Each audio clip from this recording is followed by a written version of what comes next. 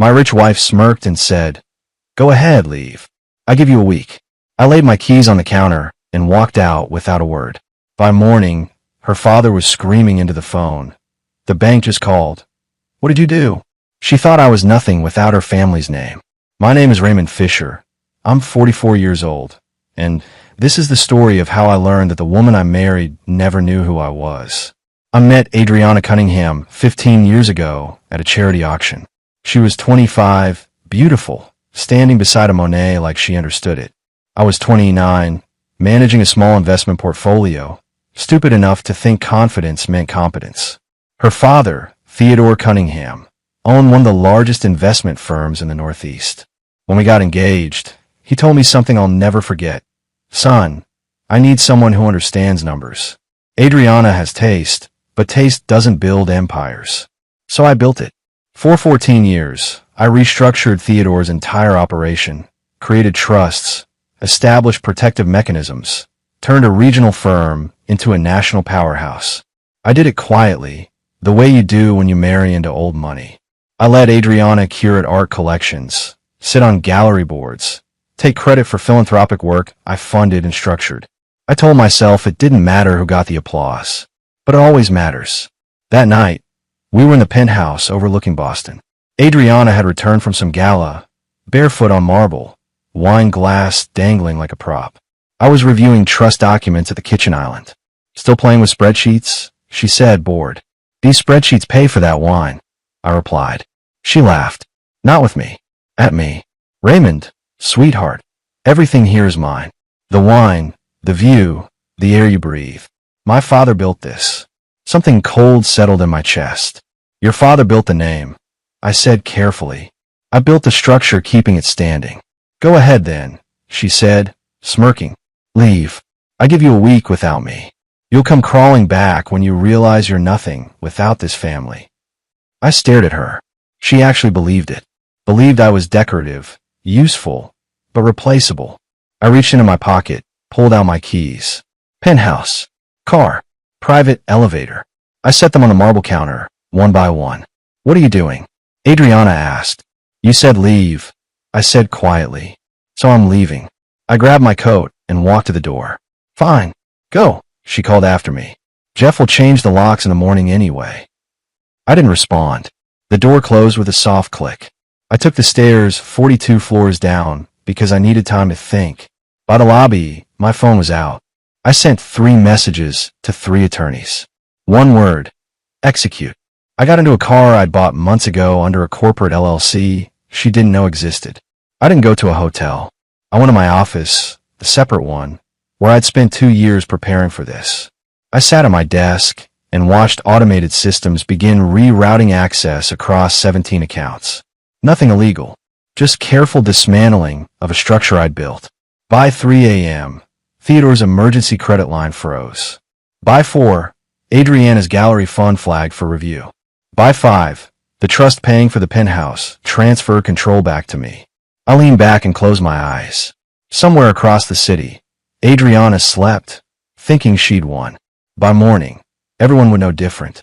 The sun hadn't fully risen when Theodore Cunningham's phone started ringing. I knew this because I programmed the alerts to cascade in a specific order, timed to maximize confusion. First the credit facility, then the operational accounts, then the trust protocols. Each one designed to send automated notifications to different departments, different people, different panic points.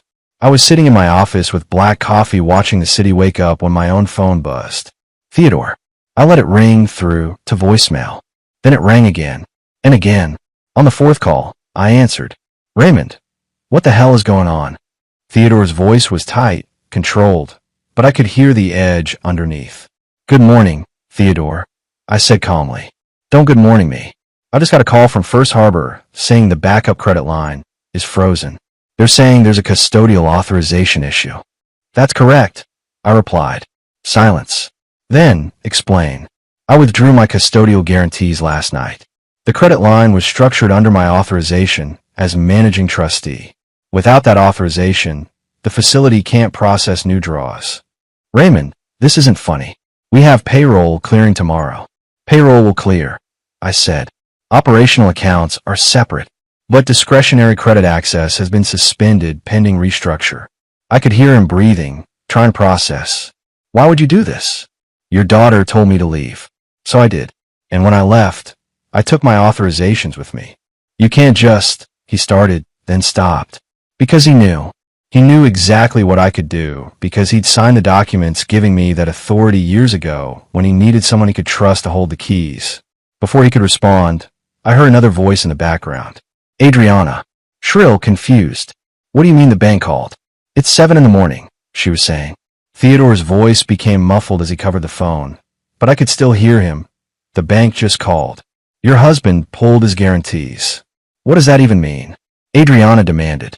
Theodore came back on the line. Raymond, where are you? Does it matter? We need to talk. In person. Today. I don't think so, I said. I gave Adriana what she wanted. Space. A week, I believe she said. Let's see how the week goes. Raymond, listen to me. I hung up. 30 seconds later, my phone rang again. This time it was Adriana. I almost didn't answer, but curiosity got the better of me. What did you do? She hissed immediately. Good morning, Adriana, I said pleasantly. Don't play games with me. My father just said you froze accounts. What accounts? What are you talking about? I didn't freeze anything. I corrected. I simply removed my authorizations from the systems I built. Turns out when you tell the architect to leave, the building gets a little unstable. You're insane, she spat. No, I'm precise. There's a difference. Raymond, I swear if you think this is going to make me beg you to come back. I don't want you to beg, I interrupted. I want you to understand something you've never bothered to learn. Everything you thought was yours. I built it. The trust structures, the credit facilities, the investment protocols, all of it runs on systems I designed with my name as the failsafe. And last night, I pulled that failsafe. You can't do this. Her voice was rising now, panic bleeding through the anger. I already did. Enjoy your week, Adriana. I ended the call and powered off my phone. Outside my window, Boston was coming alive, people heading to work, living their normal lives. Somewhere across the city, in a penthouse that no longer recognized her codes, my wife was beginning to realize she'd made a terrible miscalculation, and her father was scrambling to figure out just how bad the damage really was. By noon, Adriana's world had narrowed to a series of declined transactions and unanswered calls. She sat in the penthouse living room, laptop open, staring at error messages she didn't understand. Her personal assistant had stopped responding. Her stylist canceled their appointment. Even her car service said her account needed updating. That's when her best friend, Monica, showed up unannounced. Monica had been Adriana's roommate at Yale, her maid of honor, the person she called after every gallery opening and charity gala. They'd shared everything for 20 years. Or so Adriana thought. I heard, Monica said, settling onto the white leather sofa without waiting for an invitation. Heard what? Adriana snapped, not looking up from her laptop. That Raymond left. That things are falling apart. Adriana's head jerked up. How did you? He told me. Monica said simply. The room went cold. What do you mean he told you? Adriana's voice was dangerously quiet. Monica pulled out her phone, scrolled, then turned the screen toward Adriana. Text messages. Dozens of them. Between Monica and Raymond. Dating back months. Before you lose it, Monica said calmly. It's not what you think. We weren't having an affair. Raymond reached out to me 6 months ago because he was worried about you. About us. About what you become. Adriana stared at the messages, her best friend's name, at the top of a conversation she'd never known existed. You've been talking to my husband behind my back. The words came out strangled. I've been watching you destroy him for years, Monica corrected. Every dinner party where you'd mock his work. Every gala where you'd introduce him as the finance guy like he was your accountant. Every time you'd roll your eyes when he tried to explain what he actually did. That's not. Adriana started. It is, Monica interrupted. And 3 months ago, when you told me you were thinking about divorcing him and taking everything, I told Raymond. I told him you were planning to blindside him with papers and a legal team your father was assembling. Adriana felt like the floor had dropped out from under her. Why would you do that? She whispered. Because I've known you since we were 19, Adriana, and I watched you become someone I don't recognize. Someone cruel. Raymond didn't deserve what you were planning to do to him. Monica stood up, smoothing her skirt. He called me last night after he left. Asked me to come check on you. Make sure you were safe. Even after everything, he was worried about you. That's the kind of man he is. And you threw him away like he was nothing. Get out, Adriana said, voice shaking. I'm going. But you should know something else. When you go looking for support, when you start calling all those friends you think you have, you're going to find out how many of them actually respected Raymond more than they ever liked you. Monica walked to the door, paused. He built everything, Adriana, and we all knew it.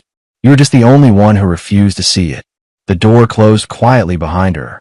Adriana sat alone in the penthouse, surrounded by art she'd curated and furniture she'd selected, and a view she'd always thought of as hers. For the first time, she wondered how many other people had been watching her marriage from the outside, seeing things she'd been too arrogant to notice. Her phone buzzed. A message from her father. Office. Now, we need to talk about damage control.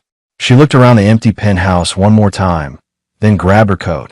Adriana arrived at her father's office to find him behind his desk with two men she didn't recognize.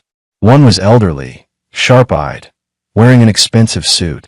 The other was younger, carrying a leather portfolio. Adriana, this is Gerald Hutchins, our attorney, and Mark Sterling from Forensic Accounting, Theodore said without preamble.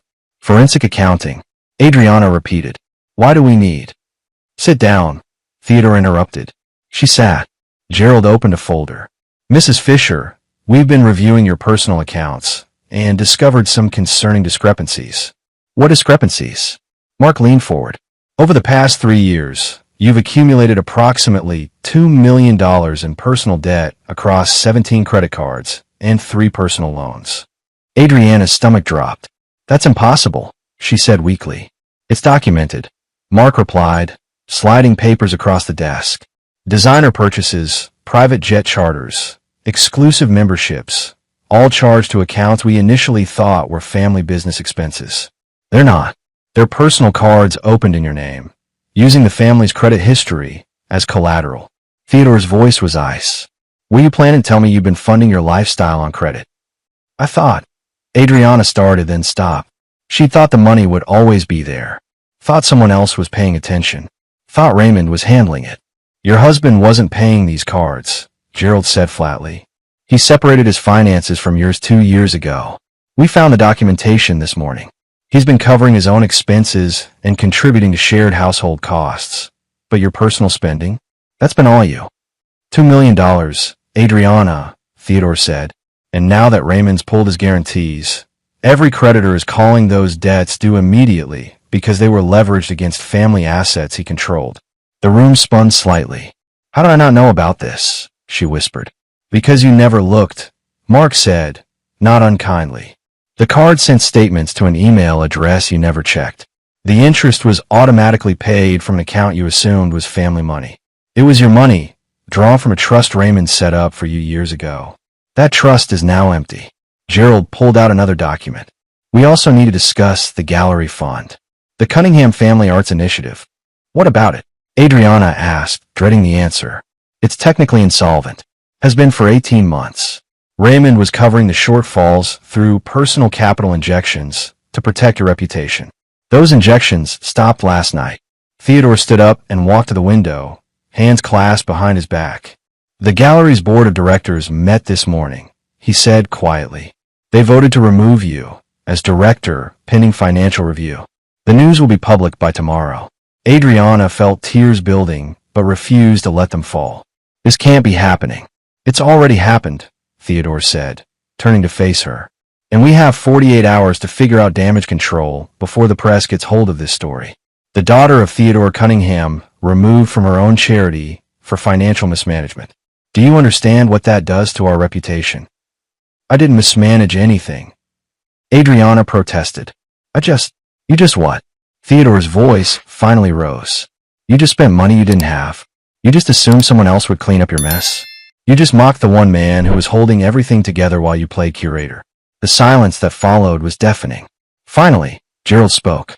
We need to locate Raymond and negotiate. If he's willing to restore certain authorizations, we might contain this before it becomes catastrophic. He won't, Adriana said hollowly. I know him. Once he makes a decision, he doesn't reverse it. Theodore looked at his daughter with something that might have been disappointment or might have been recognition. Then we'd better figure out how to survive without him, he said. Because right now we're drowning.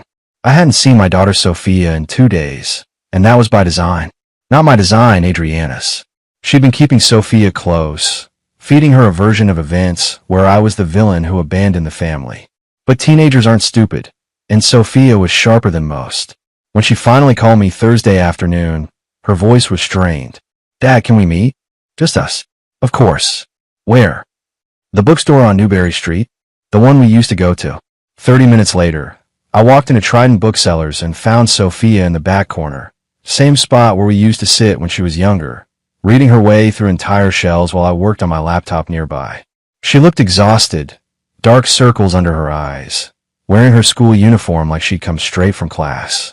I sat down across from her. Hey, sweetheart. Mom says you're trying to destroy us, she said immediately, no preamble. That you've frozen all the accounts, and we're going to lose everything. She's been crying for 2 days. I took a breath. What do you think is happening? Sophia's jaw tightened. I think you and Mom had a fight, and you left. But I don't understand why the bank accounts matter. Why can't you just unfreeze them, and we can figure this out? Because they're not frozen, Sophia. I removed my authorizations from accounts I built and managed. Your mom is realizing that a lot of what she thought was hers was actually structured under my name for legal and tax purposes. So you did do this on purpose, she said, accusation in her voice. Yes, I said simply. I did. Your mother told me to leave. She said I'd come crawling back in a week when I realized I was nothing without the Cunningham name. So I left, and I took with me what was actually mine, the infrastructure, the authorizations, the systems that kept everything running. Sophia stared at me. That's cold, Dad. It's honest. I corrected. Sophia, I need to tell you something, and it's going to be hard to hear. Your mother was planning to divorce me 6 months ago. She was working with attorneys to structure it, so I'd leave with nothing, claiming I contributed nothing to the family wealth. Her eyes widened. What? Monica told me. Your mom's best friend. She came to me because she knew what your mother was planning wasn't right. I didn't want to believe it at first, but I started paying attention. Started documenting things. And 3 months ago, I found the emails between your mother and the law firm. Sophia looked like she might cry, but was fighting it. Why didn't you tell me? Because you're 17. You shouldn't have to choose sides in your parents' marriage. But now that it's public, now that your mother is painting me as a villain, you deserve to know the truth. Does Grandpa Theodore know? He suspected. He told your mother it was a bad idea, but she didn't listen. Sophia was quiet for a long moment, processing. Then, what about Caleb? My chest tightened. Caleb, my 23-year-old son from a relationship before I met Adriana. A relationship I've been honest about from the beginning, but Adriana had never accepted him, never allowed him in our home, never acknowledged him as part of our family. What about him? I asked carefully. Mom said you're probably with him now, that you chose your other family over us. Is that true? I felt anger rising but kept my voice level. Caleb is my son, Sophia. He's your half-brother. I've always wanted you two to have a relationship, but your mother wouldn't allow it. She made it clear that if I wanted to be part of your life, Caleb couldn't be part of mine. So I saw him separately, quietly, because I refused to abandon either of my children. Tears finally spilled down Sophia's cheeks. I have a brother, and you never told me. I tried to tell you, sweetheart, multiple times, but your mother would shut it down, and I didn't want to put you in the middle of a fight. I was wrong. I should have fought harder for you two to know each other. I want to meet him, Sophia said suddenly. I want to meet Caleb. Are you sure? Yes. If he's my brother, I should know him. And if Mom kept that from me, then maybe she's kept other things from me too. I pulled out my phone and texted Caleb. Are you free for dinner tonight? Someone wants to meet you. His response came immediately. Oh, your sister. 3 dots then. Seriously? Seriously. Luigi's at 7. I'll be there. I looked at Sophia. He's excited to meet you. He's been waiting 17 years for this. She wiped her eyes. What's he like? He's in graduate school, studying architecture. Plays guitar. Has your sense of humor. You're going to like him. Sophia nodded, then asked the question I've been dreading. Are you and Mom getting divorced? Yes, I said. I'm sorry, Sophia, but yes. This isn't something we can fix. Because of the money. Because your mother never saw me as a partner. She saw me as a tool. Someone useful to have around, but not worth respecting. And I can't live like that anymore. Sophia reached across the table and took my hand. I don't think you're a villain, Dad. I think you're tired of being invisible. I squeezed her hand, throat tight. Thank you for hearing me out. Can I ask you something? She said. Anything. When this is all over, when everything settles, will I still have both my parents? Or are you going to disappear? Sweetheart, I'm not going anywhere. Your mother and I are done, but you're my daughter. That doesn't change, ever. She nodded, visibly relieved. Okay, then let's go meet my brother. Theodore called an emergency board meeting for Monday morning. I wasn't invited, but I knew what was happening because I still had access to the company's calendar systems. My access codes hadn't been revoked because I'd built the security infrastructure, and I'd given myself backdoor access years ago as a safety measure. Not to spy, to protect. At 9 a.m., I received a text from a number I didn't recognize. You need to see this. Attached was a live audio feed from the boardroom. Someone inside was streaming the meeting to me. I plugged in earbuds and listened. Theodore's voice came through first, strained. Gentlemen, ladies, thank you for coming on short notice. We have a situation that requires immediate board action. We know about the situation, Theodore, said James Pemberton, a senior board member and Theodore's former business partner. Your son-in-law just took apart our operational infrastructure like he was defusing a bomb. The question is, what are we doing about it? We're negotiating, Theodore replied. Negotiating what? Another voice demanded. He holds all the cards. Every trust, every account structure, every tax shield. He built it and he controls it. We gave him that power. You gave him that power. Because I trusted him, Theodore said defensively. You trusted him because he was competent, James shot back. More competent than anyone else in this room, including you. And now we're paying the price for treating him like hired help instead of the partner he actually was. Silence fell over the room. Another voice, this one belonging to Patricia Simmons, the board's financial auditor. I've reviewed the structure. It's brilliant, legally airtight. Every authorization, every transfer protocol, every failsafe, they all require Raymond Fisher's personal approval. There's no override.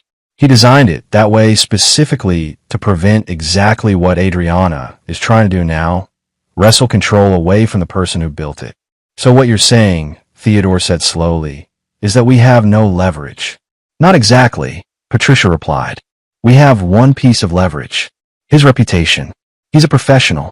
If we approach this professionally, offer him fair terms, he might be willing to negotiate a transition. And if he's not, someone asked. Patricia's voice was grim. Then Cunningham Capital Management collapses within 90 days. Maybe sooner. The room erupted in overlapping voices, panic and anger bleeding together. I listened to them scramble. These men and women who'd attended galas and charity auctions with Adriana, who'd smiled at me across conference tables while treating me like I was background staff. Then Theodore's voice cut through. There's another option. We remove Adriana from all operational roles. We make it clear to Raymond that she no longer has any authority over family business decisions. We offer him sole operational control, independent of the marriage. You'd cut out your own daughter? James asked, sounding shocked. My daughter just cost us $200 million in frozen assets and threatened the collapse of a firm my grandfather built, Theodore said, voice hard. Yes, I cut her out if it means survival. I felt something unexpected. Not satisfaction, but sadness. Theodore was finally seeing what I'd seen for years. His daughter was a liability. Patricia spoke again. We need a vote. All in favor of offering Raymond Fisher full operational control as an independent contractor, separate from family authority. One by one, voices called out, aye. When the count finished, it was unanimous. Theodore cleared his throat. Then someone needs to reach out to Raymond. Make the offer official. I'll do it, James said. He'll listen to me. We've always had mutual respect. Make it clear, Theodore added, that this isn't charity. This is recognition. Here in this position. We should have given it to him years ago. The meeting adjourned. I sat in my office, earbuds still in, staring at nothing. My phone rang. James Pemberton. I answered. Hello, James. Raymond. I assume you've been listening. No point in lying. Yes. Good.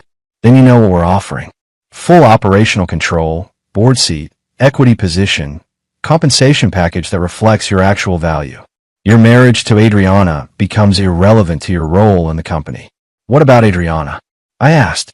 She's being removed from all decision-making positions. She'll retain her trust fund, her shares, but no operational authority.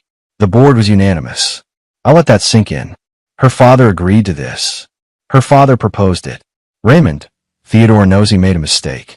He chose loyalty to blood over loyalty to competence, and it nearly destroyed everything. He's not making that mistake twice. I'll think about it, I said. Don't think too long. We have 72 hours before credit agencies start downgrading us. He hung up. I sat there, holding the phone, feeling the weight of a decision that would define everything going forward. 3 days after the board meeting, I received a package at my office. No return address, just a plain manila envelope with my name typed on the label. Inside was a USB drive and a handwritten note. You deserve to know the truth. A friend. I plugged the drive into my laptop. It contained a PDF report, professionally formatted, dated over the past 6 months. The header read, Financial and Personal Activity Report. Subject, Adriana Cunningham Fisher. Someone had hired a private investigator to follow my wife. I scrolled through pages of photographs, bank statements, credit card receipts, text messages. My stomach turned as the picture became clear. Adriana hadn't just been spending recklessly. She'd been living a completely separate life I knew nothing about. The photos showed her at restaurants I'd never been to, with people I'd never met. Expensive lunches charged to cards I didn't know existed. Hotel rooms in Boston booked under her maiden name. And then there were the text messages, extracted from phone records, conversations with someone named D, that made my blood run cold. Ray suspects nothing. He's too busy with his spreadsheets to notice I have a life. When are you leaving him?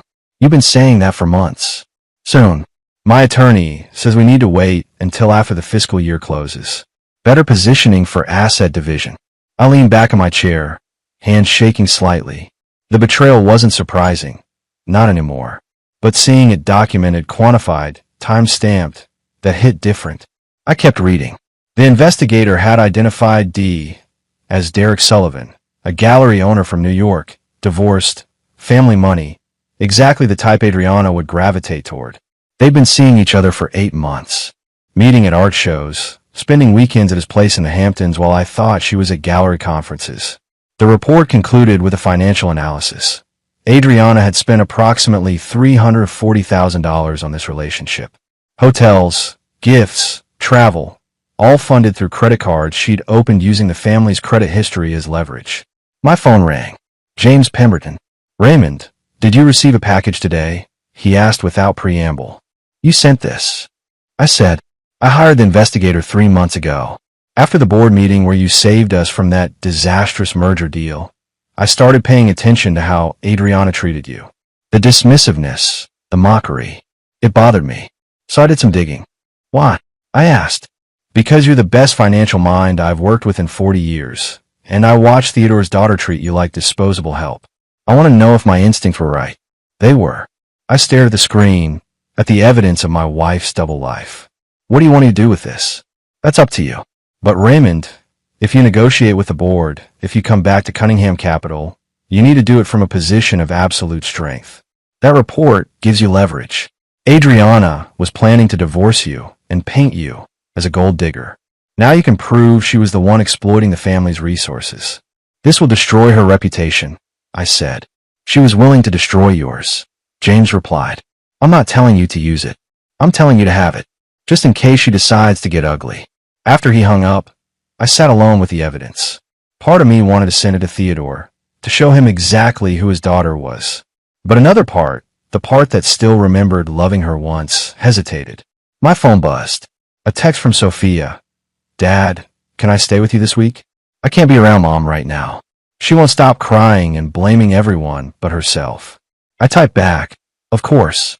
I'll set up the guest room. Can Caleb come for dinner tomorrow? He's funny. I like having a brother. I smiled despite everything.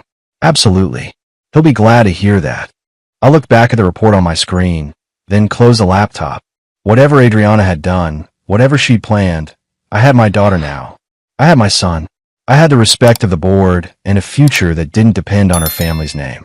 The truth was documented, secured, ready if I needed it. But right now, I had a guest room to prepare for my daughter. Adriana showed up at my office unannounced Thursday afternoon. My assistant tried to stop her, but she pushed past, bursting through my door like a storm. "We need to talk," she demanded. I looked up from my computer. "You should have called first." "I tried. You blocked my number." "I blocked your personal number. Your attorney has my attorney's contact information. That's how we communicate now." She closed the door behind her, leaned against it. She looked thinner, makeup not quite covering the exhaustion. "Raymond, please. Can we just talk like human beings for 5 minutes?" I gestured to the chair across from my desk. 5 minutes. She sat, clutching her purse like a lifeline. "I know you're angry. I know I said things I shouldn't have. But this, what you're doing, it's destroying everything." "I'm not doing anything," I said calmly. "I removed my authorizations from systems I built. That's all. That's not all, and you know it. My father's company is hemorrhaging money. The board is in chaos. My reputation is ruined. Your reputation is ruined because you spent $2 million you didn't have and got removed from the gallery board for financial mismanagement. I didn't do that. You did." Her face flushed. "I made mistakes. I admit that. But we can fix this. We can go to counseling, work through our issues." "Adriana," I interrupted. "I know about Derek." She froze. "I know about the hotels, the trips to the Hamptons, the $340,000 you spent on him over 8 months. I have bank statements, photos, text messages. All of it." The color drained from her face. "How did you?" "It doesn't matter how. What matters is that you were planning to divorce me, take everything, and paint me as someone who contributed nothing to this family. Meanwhile, you were funding an affair with family money and preparing to walk away like you were the victim." Adriana's hands trembled. "Raymond, please, if that gets out. If that gets out, you lose whatever sympathy you still have. Your father will cut you off completely. The board will see you as a liability instead of just a disappointment. And any judge will laugh your attorney out of court if you try to claim spousal support." She stood up, voice breaking. "So what? You're going to blackmail me?" "No," I said, standing to face her. "I'm going to give you a choice. You can accept a fair divorce settlement, split assets appropriately, agree to shared custody of Sophia with no restrictions on my relationship with Caleb, and walk away quietly. Or you can fight me, drag this through the courts, and I'll make sure every single detail of your affair becomes public record." "You wouldn't do that," she whispered. "Try me," I said flatly. "I built everything you thought was yours. I protected you, provided for you, and loved you for 14 years. You mocked me, dismissed me, and planned to destroy me. So yes, Adriana, I absolutely would do that if you forced my hand." Tears streamed down her face now. "I didn't mean for it to go this far. I felt trapped, like I was living in a life someone else designed." "You were living in a life I designed," I corrected, "because you never bothered to learn how any of it worked. You just enjoyed the benefits and resented the person providing them." "What about Sophia?" she asked desperately. "Sophia is staying with me this week. She made that choice herself. And before you accuse me of turning her against you, she figured it out on her own. She's 17, not stupid." Adriana sank back into the chair, defeated. "So I've lost everything. My daughter, my reputation, my marriage." "You didn't lose those things," I said, voice softer now. "You threw them away because you thought you could always get something better. But there isn't anything better, Adriana. There's just different, and usually worse." She wiped her eyes, mascara smearing. "What happens now? Now you talk to your attorney. You accept the settlement terms Catherine is drafting. You co-parent Sophia with dignity and respect, and you rebuild your life without me in it. And if I don't, then we go to war, and I promise you, you will lose. I don't want to do that. Despite everything, I don't want to humiliate you publicly. But I will protect myself and my children. That's non-negotiable." Adriana stood slowly, gathering her purse. At the door, she paused. "I'm sorry, Raymond. For what it's worth, I really am sorry. I believe you," I said. "But sorry doesn't undo the damage. It just means you finally understand what you did." She left without another word. I watched through my window as she walked to her car, shoulders slumped, looking smaller somehow than she had when she arrived. My phone buzzed. A text from Theodore. "Can we meet?" I want to make you an offer you can't refuse. I smiled slightly and typed back. Tomorrow morning, 9 a.m. Your office. The war was ending. Now came the rebuilding. The mediation took place in a neutral conference room downtown, lawyers on both sides, a professional mediator named Dr. Ellen Cortez presiding. Adriana sat across from me, her attorney Roger beside her, both looking like they'd prepared for battle. Let's begin, Dr. Cortez said. Mr. Fisher, your attorney has submitted settlement terms. Would you like to summarize? Catherine spoke. My client proposes a clean division. Mrs. Fisher receives her trust fund, which remains intact at approximately $8 million. She keeps the art collection she personally curated, valued at $2 million. Mr. Fisher retains his equity stake in Cunningham Capital, his personal accounts, and his separate business holdings. That's completely unacceptable, Roger interrupted. Mrs. Fisher contributed 14 years to this marriage. Mrs. Fisher contributed 14 years of spending. Catherine cut him off. We have documentation showing she accumulated $2 million in personal debt and spent an additional $340,000 on an extramarital affair. My client subsidized her lifestyle while she actively planned to divorce him and take everything. Adriana's face went white. Roger leaned over, whispered urgently to her. We also propose, Catherine continued, joint custody of Sophia with no restrictions on Mr. Fisher's relationship with his son Caleb. Mrs. Fisher attempted to exclude Caleb from family gatherings for years. That ends now. Sophia should decide where she wants to live. I added. Not us. She's 17, smart enough to make that choice herself. Dr. Cortez looked at Adriana. Mrs. Fisher, do you wish to respond? Adriana's voice was barely above a whisper. What about the penthouse? The penthouse is owned by a trust fund manage, I said. You can remain there for 6 months while you find alternative housing. After that, it will be sold or reassigned. 6 months, she said, looking panicked. That's generous, considering you told me to leave with nothing. I replied calmly. Roger cleared his throat. My client would like to discuss the affair allegations privately. No, I said firmly. Everything gets discussed here, on record, or it goes to court and becomes public record anyway. Your choice. Adriana closed her eyes. How did you find out about Derek? Someone who cared enough to show me the truth, I said. Unlike the people you thought were your friends. Does my father know? She asked. Not yet. But he will if this doesn't settle today. She looked at Roger, then back at me. What do you want from me, Raymond? I want you to accept responsibility. Sign the papers. Let Sophia make her own choices. And let me move forward without you trying to destroy me out of spite. And if I do that, you won't tell my father about Derek. If you settle fairly, what you did stays between us. I'm not interested in revenge, Adriana. I just want out. She sat there for a long moment, then nodded slowly. Okay, I'll sign. Roger started to protest, but she held up her hand. No, he's right. I made this mess. I'll accept the consequences. 2 hours later, the papers were signed. Adriana left without looking at me. Catherine packed up her briefcase, satisfied. That went better than expected, she said. She knows she's beaten, I replied. And somewhere under all that entitlement, she knows she deserved it. I walked out into the Boston evening, lighter somehow. 14 years had ended with signatures on paper. No drama, no theatrics, just the quiet ending of something that had been dying for years. My phone buzzed. Sophia, is it done? It's done. Good. Caleb and I are making dinner at your place. Get here soon. I smiled and headed home. 8 months later, I stood in the executive boardroom of Cunningham Capital Management as the newly appointed chief operating officer. Theodore sat at the head of the table, but the real power had shifted. The board knew it. Theodore knew it. And I'd earned it. Gentlemen, ladies, Theodore began, I'm pleased to announce that our Q3 numbers exceed projections by 18%. Our restructuring under Raymond's leadership has positioned us for the strongest fiscal year in company history. Applause around the table. I nodded acknowledgement, but didn't smile. This wasn't about validation. This was about building something sustainable. After the meeting, James Pemberton pulled me aside. There's someone here to see you. Says it's important. I walked to my new office, corner view, twice the size of what I'd had before. Standing by the window was a woman I didn't recognize at first. Mid-30s, professional suit, warm smile. Mr. Fisher? I'm Dr. Caroline Reed.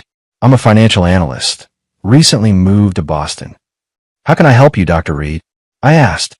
Actually, I was hoping we could discuss the philanthropic fund you established. The one for children's hospitals. I'd set up the fund 6 months ago, quietly, using my own money. I've been donating anonymously through Cunningham Capital for years, but now I wanted it formalized, transparent, real. What about it? I asked. I'd like to contribute, and I'd like to help you expand it. I've reviewed your structure, and it's brilliant. Most people talk about giving back. You actually designed a system that works. We talked for an hour. She was sharp, funny, unpretentious. When she left, she handed me her card. If you ever want to grab coffee and talk about something other than money, I'd like that. I looked at the card, then at her. I'd like that too. That evening, I had dinner with Sophia and Caleb at my apartment, the one I'd purchased in my own name, decorated simply, no marble or pretension. Just space that felt like mine. Dad, Kayla got accepted to the architecture program at MIT. Sophia announced proudly. That's incredible, I said, genuinely pleased. Congratulations. Thanks, Caleb said. And I want to tell you, I'm putting Fisher on all my applications now. Not hiding it anymore. My throat tightened. You never had to hide it. I know, but I wanted to. Now I want people to know whose son I am. Sophia raised her glass of soda. To family. The real kind. We clinked glasses. Later, after they left, I stood on my balcony overlooking the Charles River. Somewhere in this city, Adriana was rebuilding her life. I'd heard she'd moved to New York, closer to Derek, trying to start over. I hoped she'd find whatever she was looking for. My phone buzzed. A text from Dr. Caroline Reed.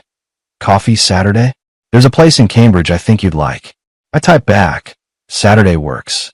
Looking forward to it. I looked out at the lights reflecting off the water, thought about everything that had led to this moment. The mockery, the dismissal, the moment I'd laid those keys on the counter and walked away from everything I thought was permanent. Turned out, nothing was permanent except the things you built yourself. The foundation held, and on it, I was building something new, something real, something mine.